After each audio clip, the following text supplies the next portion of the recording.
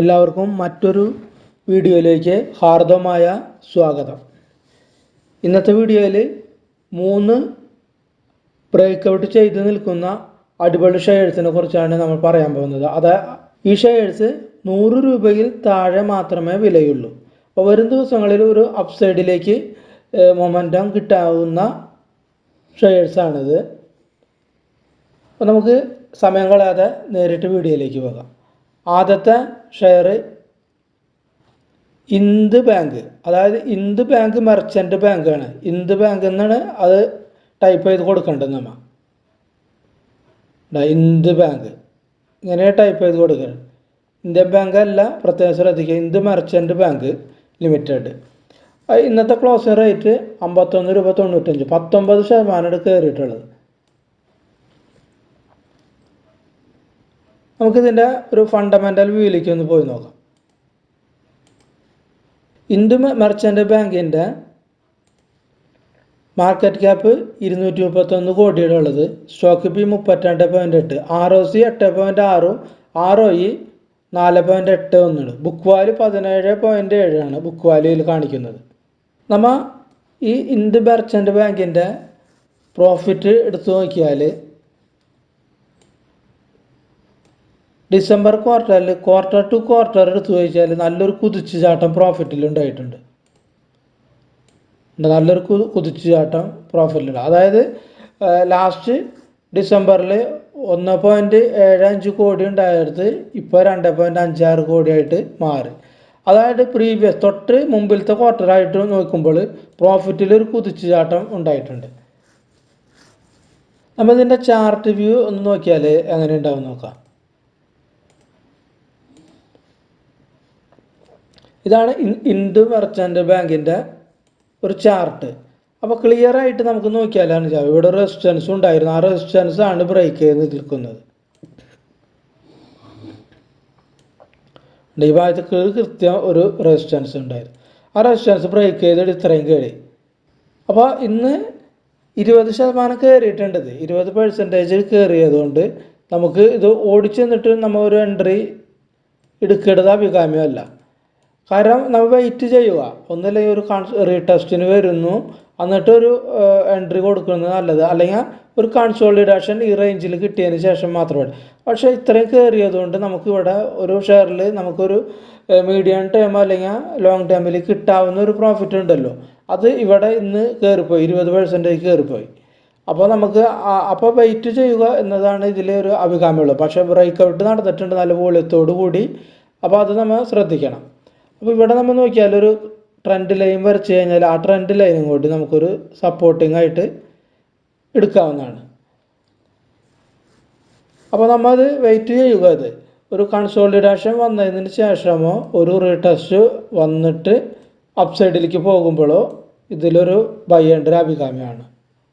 അടുത്ത നമ്മൾ ഷെയറാണ് മറൽ overseas limited. 85 രൂപയുടെ ഇപ്പോഴത്തെ കറണ്ട് മാർക്കറ്റ് റേറ്റ്.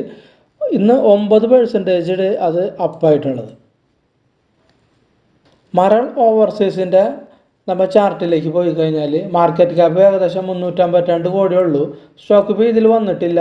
ROC വളരെ ചെറുതാണ്, ROE നെഗറ്റീവാണ്. അപ്പോൾ ഇത് ഫണ്ടമെൻ്റലി അത്ര ഒരു സ്ട്രോങ് ആയിട്ട് നമുക്ക് പറയാനായിട്ട് സാധിക്കില്ലത്. ഫണ്ടമെൻ്റലി സ്ട്രോങ് അല്ല, ഇത് നഷ്ടത്തിലോടുന്ന ഒരു കമ്പനിയാണിത്. പക്ഷെ നമുക്കൊരു നല്ലൊരു ബ്രേക്ക് ഔട്ട് തന്നിട്ടുണ്ട്. ഇവിടെ നഷ്ടത്തിലോടുന്ന കമ്പനിയാണിത്. നമുക്ക് മറൽ ഓവർസീസിൻ്റെ ഒരു ചാർട്ടിലേക്ക് ഒന്ന് പോവാം.